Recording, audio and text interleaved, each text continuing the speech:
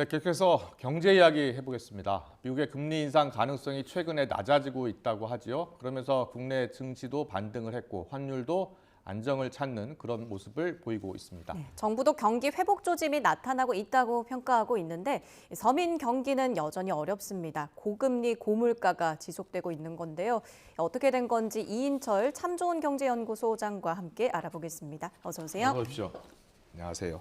미국이 금리를 이제 더 이상 올리지 않을 가능성이 높다라는 분석이 계속 나오네요. 어떤 이유 때문입니까? 그렇습니다. 미국 금리에 관심을 가졌던 분들은 아마 지난해 3월부터 너무 빠른 속도로 과속으로 금리를 올리다 보니까 금융시장 그리고 물가 전 세계인의 이제 이목이 미국의 물가가 과연 어떻게 안정되느냐였거든요. 예. 근데 이제 10월 물가를 보게 되면 사실은 9월 물가까지는 한국과 미국의 물가 상승률이 같아졌어요. 예. 같아졌는데 10월은 좀 다른 방향을 걷고 있습니다. 미국의 소비자 물가 상승률은 3.2% 전년 대비 올라서 네. 지난 7월 이후 가장 낮은 상승률을 기록을 하고 있죠. 3.7에서 3.2로 이렇게 떨어진 겁니까? 맞습니다. 예. 예상치를 밑돌고 있는 상황인데 지난해 6월에 미국의 이제 소비자 물가 지수는 무려 9.1%였어요. 예. 그래서 40여 년 만에 최악의 물가 상승률을 기록하니까 우리가 듣도 보도 못한 뭐 빅스텝이니 자이언트 스텝이니 예. 굉장히 고금리 정책을 펼치면서 시장 유동성을 흡수했거든요. 미국 물가의 문제는 뭐였냐면 우리나라가 좀 차별점이 되는 게 우리나라는 외부 요인이에요. 공급 측 요인의 문제 물가고. 그러니까 국제유가 변동성이라든가 이제 날씨 변동에 따른 농축수산물이 너무 많이 뛰었기 때문에 이제 올라가는 현상이라면 예. 미국은 경기가 좋아도 너무 좋아. 일자리가 남아돌아. 예. IT 기업들이 해고한다 하더라도 서부에 가면 서비스업 일자리가 넘나들다 보니까 월간 1,000만 명이 넘는 일자리 구인 구직 건수가 있다 보니까 일자리가 오르면서 임금 상승률이 오르면서 서비스 물가가 올랐어요. 그런 서비스 물가는 금리 인상으로 대응하면 내려갑니다. 네. 자, 그런 것들이 바탕이 되다 보니까 자 이렇게 되면 미국의 물가가 점진적으로 낮아지게 되면 결국 연준의 금리 추가 인상은 좀 불가능하고 오히려 금리 인하 시점 기대감이 좀 앞당겨지지 않겠느냐라는 이제 기대감이 반영이 되고 지금 있는 아까 그래프 보면 잠깐 떨어졌는데도 더 떨어질 것으로 보는 거군요, 물가가. 그러니까 현 수준의 금리가 유지된다 하더라도 예. 이제 지금 보면 미국의 고용 지표가 좀 꺾이는 조짐을 보이고 있고요. 소매 판매도 둔화 조짐을 보이고 있습니다. 생산자 물가까지 미래 기대 인플레이션이라고 하는 생산자 물가까지 떨어지다 보니까 자 이렇게 되면 물가가 더 오르기보다는 하향 안정 추세가 이어지지 않겠느냐. 여기에 더해서 예. 야 이러다가 미국 경기 침체 빠지는 게 아니냐. 그러다 보니까 오히려 상당히 이제 연준 내부에서는 금리 인하 아직은 계획이 없다라고 얘기하고 있으면서도 내년 이르면 3월 그리고 6월 정도에는 미국도 금리 인하에 나설 수 있다라는 이제 분석이 나오고 있는 겁니다. 예, 잘 들었습니다. 말씀해 주신 예. 것처럼 각종 경제 지표가 이제 둔화세를 보이고 있다 보니까 인플레이션을 잡았다 혹은 미국 긴축 정책이 이제 끝났다 이렇게 판단을 해도 되는 걸까요? 맞습니다. 이 수요 측, 미국은 이제 수요 측 부분의 불안을 이제 통화 정책으로 어느 정도 이제 통제가 가능한 수준에 있다라고 이제 보고 있는 것 같아요. 네. 자, 그러다 보니까 지금 이 주간 실업급여 신청자 수 가장 중요한 게 인건비가 오르게 되면 그게 다 서비스 물가의 이제 인상으로 이어지는데 예. 주간 실업급여 신청 건수가 좀 떨어지고 있고 또 미국 경기의 3분의 1을 차지하고 있는 소매 판매가 둔화되고 있어요. 네. 사실 미국은 11월 넷째 주를 기반으로 해서 블랙 프라이데이 예. 소비 판매 절정에 들어가는데 그게 꺾이게 되면 이런 것들이 지금 뭐 미국 국채 금리 하락으로 연결되다 보니까 미 연준의 금리 종료 기대감이 확산이 되고 있는데 다만 네. 아직은 연준의 수장이라는 파월 의장의 경우에는 아직도 매파 성향을 드러내고 있습니다. 알겠습니다. 지금 러시아 우크라이나 전쟁이 1년 넘게 계속되고 있고 그래서 유가가 130달러까지 갈 것이다 라는 이야기까지 나왔다가 최근에 다시 유가가 꺾이고 있어요. 맞습니다. 예. 가장 큰 이유는 경기 침체 우려예요. 아, 전 세계에서 가장 많은 이제 석유를 소비하는 국가는 중국이거든요. 네. 중국과 미국인데 이 경기 침체 우려로 최근에 서부 텍사스 중진류의 경우는 배럴당 한 75달러대 75달러까지 때까지 떨어졌어요. 예. 그리고 이제 북해산 브렌트의 경우에도 80달러대. 우리가 주로 수입하는 중동산 현물 가격도 83달러대입니다. 네. 자, 이런 것들이 지금 이 경기 침체 우려와 더불어서 지금까지는 사실은 이 우크라이나 전쟁 이외에 다시 이제 이스라엘과 이제 하마스 간 분쟁으로 인해서 이게 또 국지전이 아니라 확산되면 예. 산유국으로 확산된다면 배럴당 130달러 넘어서 150달러.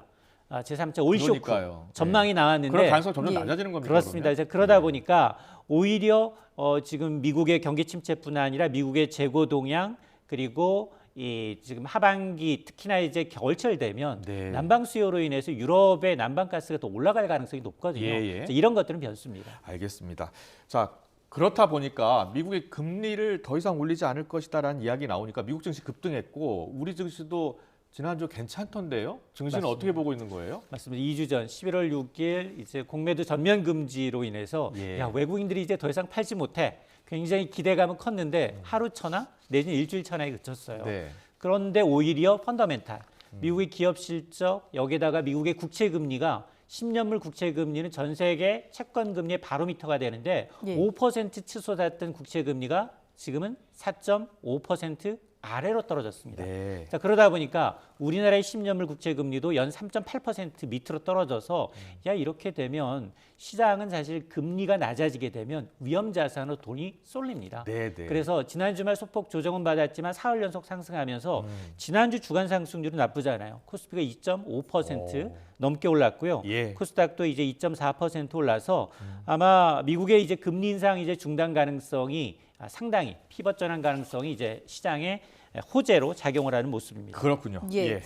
자, 이제 이번 달 30일 한국은행이 마지막 금융통화위원회를 열게 됩니다. 우리나라 금리는 어떻게 전망할 수 있을까요? 사실은 올해 마지막 금융통화위원회에서도 이제 금리 동결 전망이 우세합니다. 네. 한국과 미국 간 기준금리 격차 벌어지고 있어요. 여기에다가 지금 외국인들의 경우에는 사실 국내 증시에서 좀 발을 빼는 양상도 보이고 있고요. 특히 네. 공매도를 금지하면서 외국 투자자들이 다소 이제 우리 시장에 대한 불신감을 갖고 있는 게 사실이거든요. 네. 자, 그럼에도 불구하고 지금 어쨌든 그동안 이제 이어졌던 고강도 이제 긴축이 좀 어느 정도 마무리가 되면 우리도 마찬가지로 위험 자산에 대한 이제 기대감이 커질 뿐만 아니라 특히나 반도체가 좋아요. 예. 반도체가 9월을 저점으로 해서 반도체 현물 가격이 오름세로 전환하면서 수출도 지금 반도체를 중심으로 해서 반등하고 있습니다. 네. 그러다 보니까 이런 것들이 증시에 이제는 호재로 작용하고 있는데 어쨌든 한국은행 입장에서 보면 사실 가계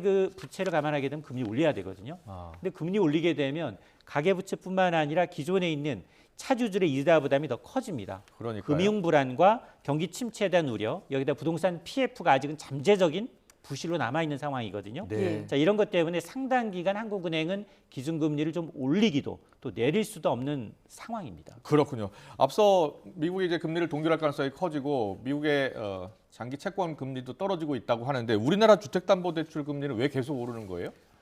일단 이제 국내 은행의 경우에는 특히나 변동형 주택담보대출의 경우에는 은행연합회가 발표하고 있는 이 코픽스 금리 네. 이게 기준인데요. 매달 15일에 발표돼서 그리고 16일부터 반영이 됩니다. 예. 근데 이 코픽스 금리가 2달 연속 오르고 있어요. 얼마나 올랐는지 그래픽 좀 보여주실래요? 그렇습니다. 예. 10월 코픽스 금리가 0.15%포인트 올랐는데 신규 취급액 기준 4%에 육박을 하고 있거든요. 이게 연중 최고입니다.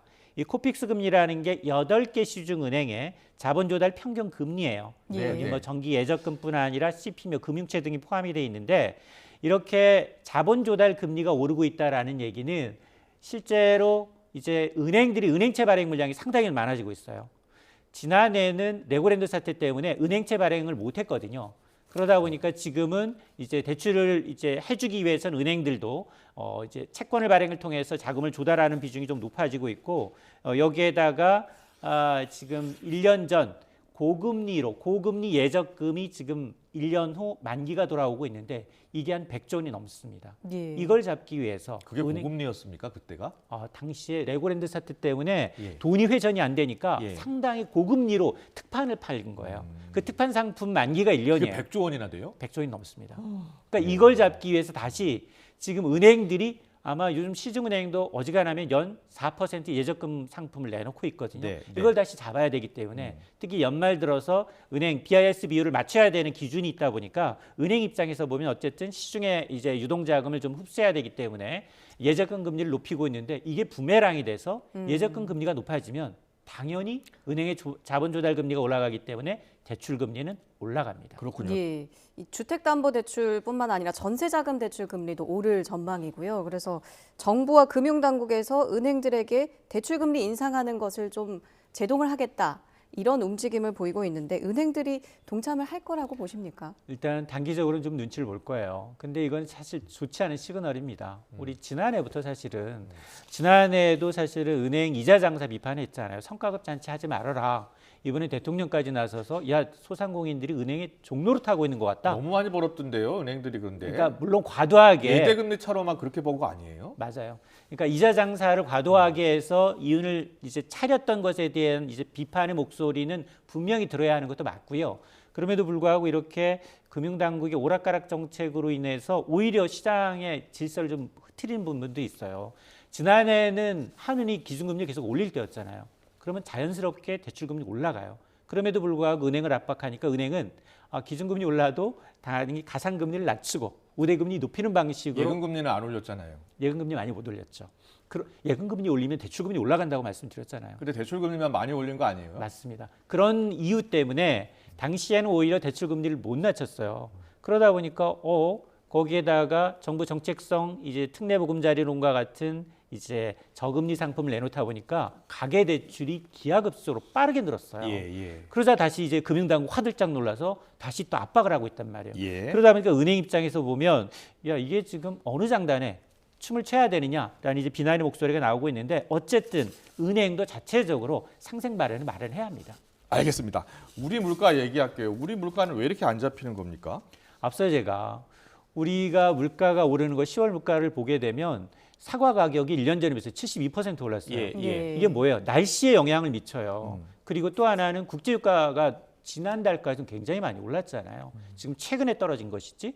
그러다 보니 이게 국제유가와 날씨라는 건 우리가 한은의 금리 통화 정책으로 할 수 없는 공급 측 요인이거든요. 예. 그러다 보니까 미국과는 좀 다르게 가고 있고요. 우리나라 물가에 농수산물 물가가 크게 차지하나 보죠? 그리고 농수산물 가격이 차지하는 비중은 높지는 않습니다.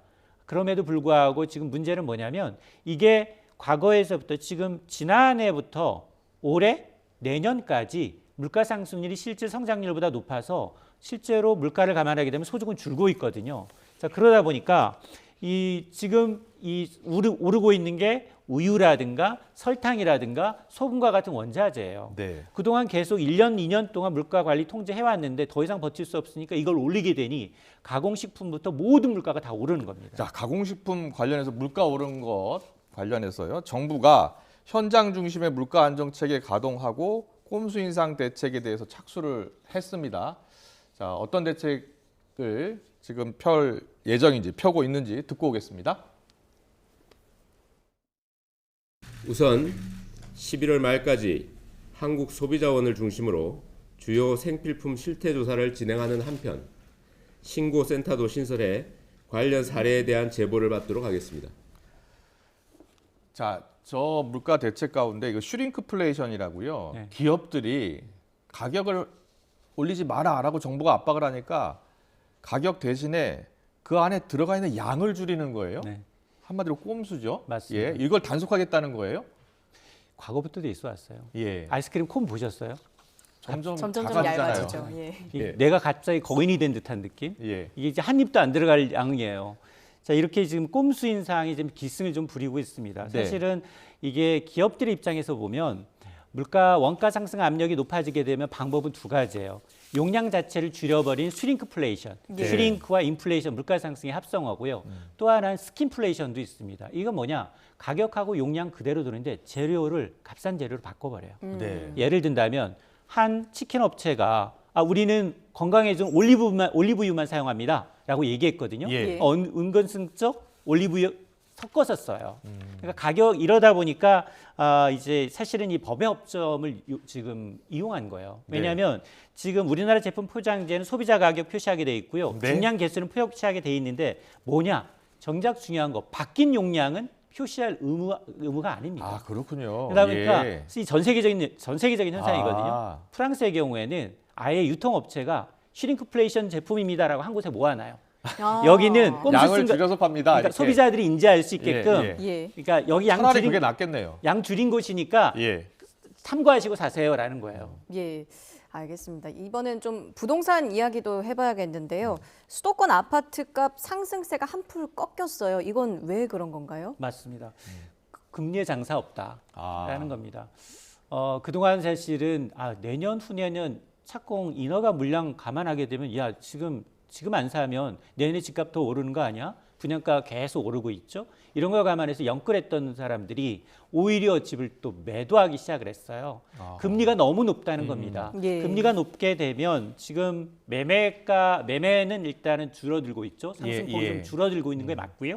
한국부동산원의 이제 통계를 보게 되면 11월 둘째 주 전국 아파트 가격은 전주 대비 0.02% 올랐는데 물론 뭐 18주 연속 상승이긴 하지만 상승폭이 점점 줄고 있습니다. 예. 고금리에 따른 이제 그 관망세가 짙어보다 보니까 상승세가 좀 꺾이고 있고 특히나 매도자 간 호가 격차가 이제 너무 벌어지다 보니까 아예 그러면 좀 더 지켜보자라는 이제 이 심리가 우세한데 전세값도 사실은 이제 17주 연속 오르긴 하고 있습니다만 상승폭은 좀 줄어서 네. 아마 이제 이런 분위기가 좀 더 이어지지 않을까라는 생각이 듭니다. 그렇군요. 간단히 하나만 더 여쭤볼게요. 내년 초쯤에 미국이 금리 인하를 단행할 가능성이 있다라는 이야기 나오면서 부동산 시장은 미리 반응할 수도 있다. 저는 그렇게 생각지 그렇군요. 않고요. 예. 왜냐하면 물론 미국 경기 침체가 도래한다면 이제 일부 모건 스테이니 같은 경우에는 내년 3월부터 미국이 금리 인하에 나설 수 있다는데, 근데 전반적인 이제 컨센서스는 하반기부터 6월 이후부터거든요. 그래요? 예. 그래서 아마 금리 인하를 선반영해서 지금 이게 주식이나 아니면 이제 어떤 부동산 매수에 끌어들는 건 굉장히 위험합니다. 네. 지금 아파트 담보대출 주택 변동의 경우에는 거의 한 7% 넘는 금리고요. 여기에다가 변동형으로 대출받게 되면 대출 한도, 금리는 더 높고 대출 한도는 줄어듭니다. 예. 이른바 은행이 스트레스 DSR을 책정하기로 했기 때문에 금리가 더 낮아질 가능성이 낮아질 가능성보다는 높아질 가능성이 더 그래요? 높아요. 연말까지는. 아, 그래요? 그렇으니까 아마 지금 고정금리나 이제 변동금리 고민하시는 분이 계실 거예요. 네. 정부는 가능하면 변동금리를 고정금리로 갈아타기 위해서 스트레스 DSR을 하고 있지만, 근데 지금은 사실은 미국도 그렇고 한국도 그렇고 금리가 고점이고 내년 중하반기 이후에는 금리 내릴 텐데, 그러니까요. 이러면 이게 이 고정금리라는 건 금리가 낮았을 때 효과가 있지, 금리가 굉장히 높은 상태에서 지금 하게 7% 되면 대출했는데 내년에 5%로 떨어지면 예. 중도에 상환해야 돼요. 예. 그럴 경우에는 대출금의 이제 일부를 중도 상환수로 물어야 되기 때문에 이건 좀 적절치는 않다, 타이밍상. 네. 잘 들었습니다. 금리 이야기, 또 물가 이야기, 주식 이야기, 부동산 이야기까지 했습니다. 쉽게 풀어주셔서 감사합니다. 이인철 참 좋은 경제연구소 소장과 함께했습니다. 고맙습니다.